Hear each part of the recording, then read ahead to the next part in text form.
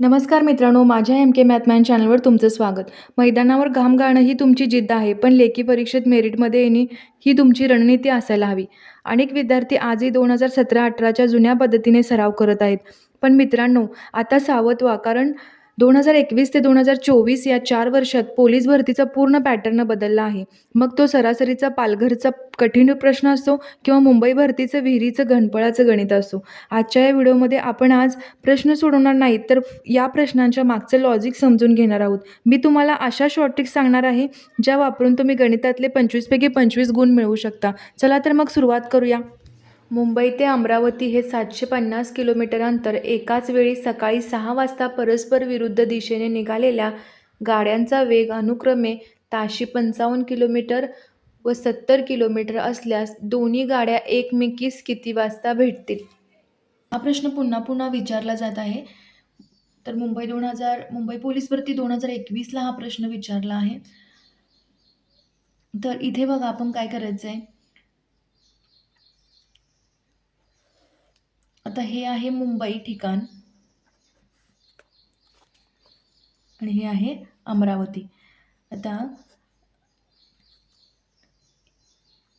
ताशी 55 किलोमीटरने आणि 70 किलोमीटरने मुंबई ते अमरावती जी गाडी जाणार आहे, ती 55 किलोमीटर पर हवर ताशी 55 किलोमीटर म्हणजे 55 किलोमीटर पर हवर आणि अमरावती ते मुंबई जाणार आहे ती गाडी 70 किलोमीटर पर हवर. स्पीड घ्यायचं आहे, रिलेटिव्ह स्पीड घ्यायला लागणार आहे आपल्याला. रिलेटिव्ह स्पीड म्हणा किंवा सापेक्ष वेग म्हणू शकताय तुम्ही. मराठीत आपण याला सापेक्ष वेग असं म्हणतोय. मुंबई ते अमरावती जाणारी जी रेल्वे आहे ती या डिरेक्शनने जाणार आहे आणि अमरावती ते मुंबई या डिरेक्शन म्हणजे एकमेकाच्या अपोजिट डिरेक्शन येतात. दोन्ही जर मुंबई ते अमरावती जात असतील तर त्या सेम डिरेक्शनने जातात. अपोजिट डिरेक्शनमध्ये काय करतोय आपण? ॲडिशन करतो. तर ही लक्षात ठेवतात काही मुले. अपोजिटमध्ये रिलेटिव्ह स्पीडची ॲडिशन करतोय. पण सोपं आहे हे. आता हे पूर्ण अंतर आहे आपल्याला. मग ही रेल्वे इथे येणार, बरोबर. 70 किलोमीटर वेगाने येणारी रेल्वे थोडं जास्त अंतर कव्हर कर, म्हणजे आपण अंतरांची काय करतोय, बेरीज केल्यानंतर हिने कव्हर केलेलं डिस्टन्स किती असणार आहे इतकं. या बसने गाडीने कव्हर केलेलं डिस्टन्स नाही, मग त्याच डिस्टन्स आपण होल घेणार आहे, बरोबर आहे. म्हणजे त्यांची ॲडिशन होणार आहे ना डिस्टन्सची. म्हणजे एक लक्षात ठेवा, अपोजिट डिरेक्शनला ज्यावेळी जातोय आपण त्यावेळी रिलेटिव्ह स्पीड घेताना स्पीडची आपल्याला ॲडिशन करावी लागते. पण आहे आणि याची रिलेटिव्ह स्पीड किती आहे? 70 आहे. तर 125 किलोमीटर पर हवर आपला सापेक्ष वेग असेल, बरोबर. 125 किलोमीटर पर हवर. आता इथे आपल्याला अंतर पण कशामध्ये दिलं आहे? किलोमीटर दिलं आहे. त्यामुळे किलोमीटरचं मीटरमध्ये कन्व्हर्जन करण्याची काही गरज नाही आहे. जर इथं मीटरमध्ये दिलं असतं तर मग किलोमीटरचं आपल्याला मीटरमध्ये कन्व्हर्जन करायला 5/18 मल्टिप्लाय करावं लागलं असतं. आता तो पार्ट वेगळा आहे. इथे काय दिलेलं आहे? 750 किलोमीटर एवढं डिस्टन्स आहे, बरोबर. आता आपल्याला त्याने विचारलं किती वाजता भेटतील म्हणजे वेळ विचारलेला आहे की आता वेळ कसा काढतोय आपण? अंतर भागिले वेग. आता अंतर दिलेलं आहे 750 आणि रिलेटिव्ह स्पीड म्हणजे वेग किती दिलेला आहे? 125. तर 25 पाचा 25 त्रिक 75 म्हणजे 5 सख 30. 6 तास लागतील त्या दोघी एकमेकांना भेटायला. एवढाच प्रश्न आहे. तर आता त्या किती वाजता भेटतील असं विचारले. आता हे 6 तास लागतील आणि एकाच वेळी त्या गाड्या निघणार आहेत. किती वाजता? सकाळी 6 वाजता निघलेत. सकाळी 6 वाजता निघलेत त्या बस आणि 6 तास लागणार आहे. म्हणजे दुपारी 12 वाजता त्या भेटतील. तर पर्याय क्रमांक डी आपलं उत्तर असेल. एका दुकानात 3 पाती असलेले जेवढे पंखे आहेत तेवढे 4 पाती असलेले आहेत. एकूण पाती 119 असल्यास एकूण पंखे किती? हा पहा, हा प्रश्न अनेक मुलं इथे चुकतात. पण मी सांगितलेले ऑप्शन मेथड वापरली तुम्ही, कधीच तुम्ही फसणार नाही अशा प्रकारच्या क्वेश्चनमध्ये. आपण अशा प्रकारचे भरपूर क्वेश्चन पाहिलेले आहेत सुरुवातीला. तर इथे काय करायचं आहे आपल्याला? डिरेक्टली क्वेश्चनचं शेवटचं वाक्य वाचायचं. दोन्ही प्रकारचे एकूण पंखे किती आहेत? बरोबर.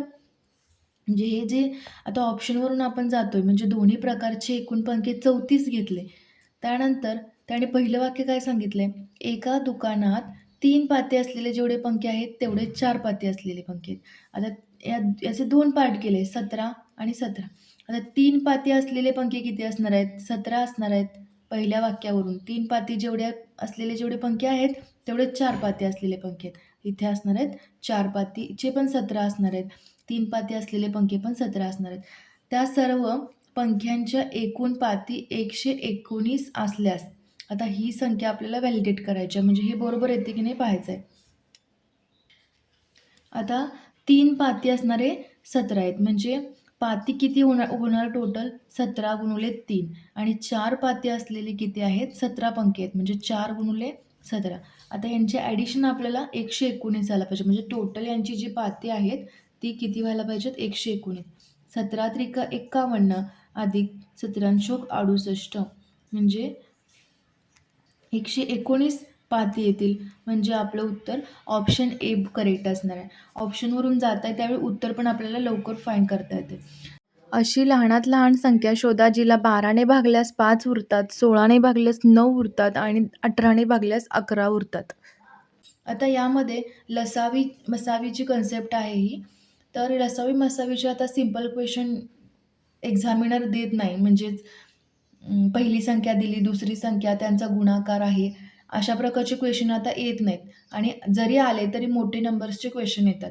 आता हा जो क्वेश्चन आहे इथे तुम्ही म्हणाल की 12ने आपण काय करूया, प्रत्येक संख्येला डिवाईड करून बघूया, 16ने डिवाईड करूया, पुन्हा 18ने डिवाईड करूया आणि कोणती संख्या येते ते बघूया. पण इथे या क्वेश्चनमध्ये वर्ड कोणता आहे? लहानात लहान संख्या. त्यामुळे आपल्याला इथे वेगळी मेथड वापरायची आहे, जेणेकरून उत्तर आपल्याला लवकर मिळेल. तर लहानात लहान जेव्हा वर्ड असतो क्वेश्चनमध्ये, त्यावेळी लहानात लहान, त्यावेळी आपण नेहमी काय घेतो? लसावीची कन्सेप्ट वापरायची इथं, बरोबर आहे. आणि जेव्हा मोठ्यात मोठा नंबर अशी जेव्हा कन्सेप्ट असेल, त्यावेळी इथं मसावीची कन्सेप्ट आपण वापरतो. आता इथे लसावीची कन्सेप्ट आपल्याला वापरावी लागणार, कारण लहानात लहान संख्या. आता अशी लहानात लहान संख्या शोधा, कोणती घेऊया? एक्स, जिला 12ने भागल्यास बाकी 5 उरते, म्हणजे -5 करूया. आणि 16ने भागल्यास दुसरा नंबर, आता एक्स अशी लहानात लहान संख्या 16ने भागल्यास बाकी 9 उरते आणि 18ने भागल्यास एक्स बाकी 11 उरते. आता हे झाले नंबर आपले. आता इथे काय करूया? लसावीची कन्सेप्ट कुठे वापरायची आपण? 12, 16 आणि 18 यांचा लसावी घ्यायचा. आता लसावी कसा घेतोय आपण? 2 दोन्ही 4, 4 त्रिकम 12, 2 दोन्ही 4, 4 दोन्ही 8, 8 दोन्ही 16, 2 गुणुले 3 6, साइन त्रिक 18. आता यामध्ये लसावी कसा घेतोय आपण? तर याचं काय करूया पहिलं आपण 2^2 × 3 लिहूया इथं, बरोबर. 2 2 वेळा आहे म्हणून 2^2 लिहिलं × 3. 2 किती वेळा आहे? 4 वेळा आहे इथं 2 आणि 3चा स्क्वेअर. आता यामध्ये लसावी कसा घ्यायचा? लसावी घ्यायची, हायेस्ट पॉवर लसावी असते, बरोबर. हायेस्ट पॉवर 2 किती आहे इथं? 2 हायेस्ट पॉवर 2^4 आहे आणि 3ची हायेस्ट पॉवर 3चा इथं स्क्वेअर आहे. आता इथे किती? हे होईल 16, 3 9, 144 काय येईल आपलं? लसावी येईल, बरोबर. आता काय करूया? आपल्याला 144 नंबर मिळाला. या प्रकारमध्ये काय करायचं? x - 5 घ्यायचं, 144, x - 9 144 आणि x - 11 144 असं लिहून घ्यायचं. तर x काय येतोय बघा, इथे 149 येतोय, इथे येईल 153 आणि इथे काय येईल? 155. आता लहानात लहान नंबर विचारलाय, त्यामुळे आपलं उत्तर असेल 149. या तिन्ही नंबरमध्ये लहान कोणता आहे? 149. पर्याय क्रमांक ए आपलं उत्तर असेल. Question number 4.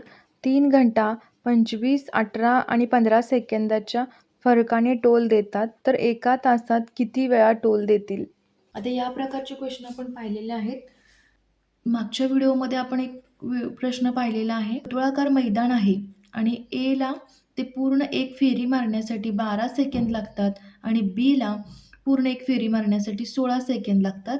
तर ते दोघे एकत्र पुन्हा केव्हा भेटतील? किती वाजता भेटतील? किती वेळाने भेटतील? असा प्रश्न पाहिलेला आहे. सेम या प्रकारचेच क्वेश्चन लसावी मसावीची कन्सेप्ट इथे यूज करतोय आपण. आता लसावी म्हणजे आता इथे नंबर कोणते कोणते 25 सेकंद, 18 सेकंद आणि 15 सेकंद. आता या तिन्हीचं आपल्याला काय करायचं आहे, लसावी घ्यायचा आहे. 25, 18 आणि 15. 5 गुणुले 5, 25चे अवयव 5 गुणिले 5, 18चे 2 गुणुले 3 गुणुले 3 आणि 15चे 3 गुणुले 5. आता इथे काय लिहू आपण, 5चा वर्ग, 2 गुणुले 3चा वर्ग, 3 गुणुले 5. लसावी कसा घेतोय आपण, लसावी हायेस्ट पॉवर म्हणजे लसावी घेतोय. तर 5चा वर्ग आहे इथं 5 आहे, मग आपण 5चा वर्ग घेणार. इथे 3चा वर्ग आहे 3 आहे, म्हणून 3चा वर्ग घेणार. हायेस्ट पॉवर घेणार आपण इथं. याचा लसावी किती येईल, 450 लसावी येईल. 450 सेकंद. आता पुढे प्रश्नामध्ये काय विचारलंय, एका तासात ते 3 घंटा किती वेळा टोले देतील. आता 1 तास म्हणजे किती असणार आहे, 60 मिनिटे, बरोबर.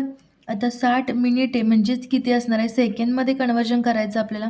60 गुणुले 60 म्हणजे 3600 सेकंद. 3600 सेकंद.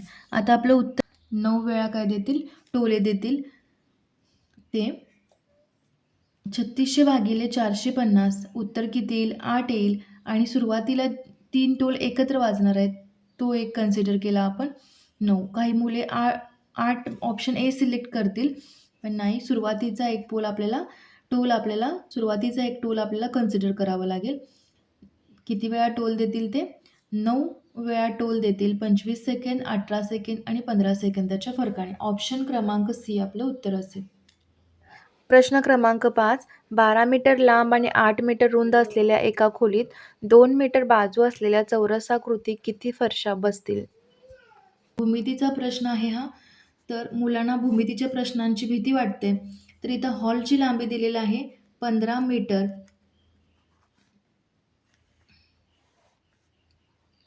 आणि मेरिट ठरवणारे सोपे प्रश्न असतात हे.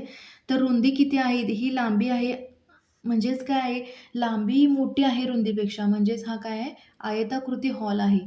तर याची रुंदी किती आहे, 10 मीटर. आता यामध्ये आपल्याला 0.25 मीटर लांबीच्या चौरसाकृती फरशा बसवायच्या आहेत. म्हणजेच आता चौरसाकृती म्हणजे चारी बाजू समान, 0.25 अशा किती फरशा या पूर्ण हॉलमध्ये बसवावे लागतील हे फाइंड करायचं आहे आपल्याला. तर आपल्याला क्षेत्रफळ घ्यावे लागेल. आयताचे क्षेत्रफळ घ्यावे लागेल. अशा वेगळे काय करायचं, ते आयताचे क्षेत्रफळ घ्यायचं आणि त्याला डिवाइड करायचं चौरसाच्या क्षेत्रफळाने. आता त्यासाठी आपल्याला फॉर्म्युला माहिती असले पाहिजेत. आयताचे क्षेत्रफळ किती, काय आहे, लांबी गुणुले रुंदी. लांबी इथं दिलेली आहे 15 मीटर, रुंदी दिलेली आहे 10 मीटर. 150 मीटर आपल्याला आयताचे चौरस मीटर आयताचे क्षेत्रफळ येईल, बरोबर. आता आपल्याला काढायचं आहे चौरसाचे क्षेत्रफळ.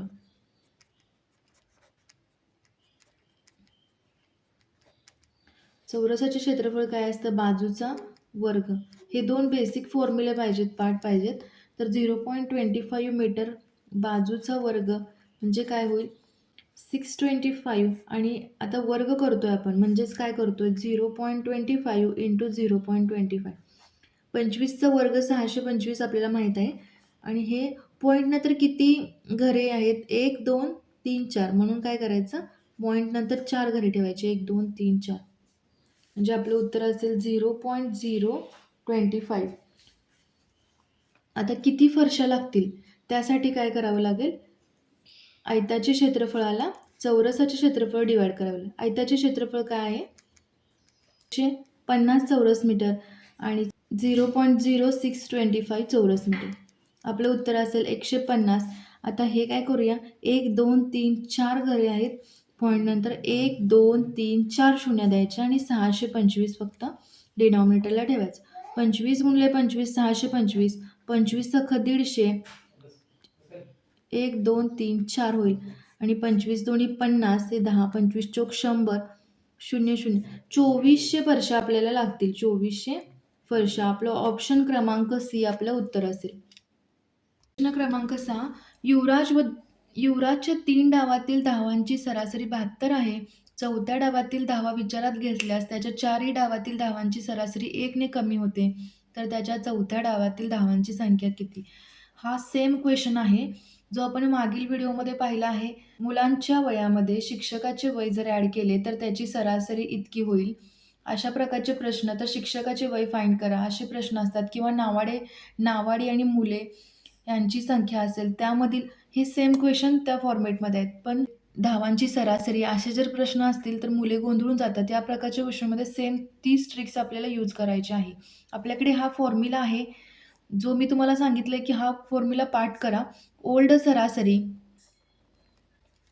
सरासरीमध्ये वाढ किती झाली? सरासरीमधील वाढ म्हणजे नवीन सरासरी आणि जुनी सरासरी यामधील वाढ किती आहे? आणि नवीन संख्या हा फॉर्म्युला तुम्ही पाठ करा. म्हणजे कितीही अवघड क्वेश्चन असेल आणि हा प्रकारचा एक तरी क्वेश्चन एक्झाममध्ये असतोच, तर तुम्हाला तो अगदी सेकंदात तुम्ही फाइंड करू शकता त्याचं उत्तर.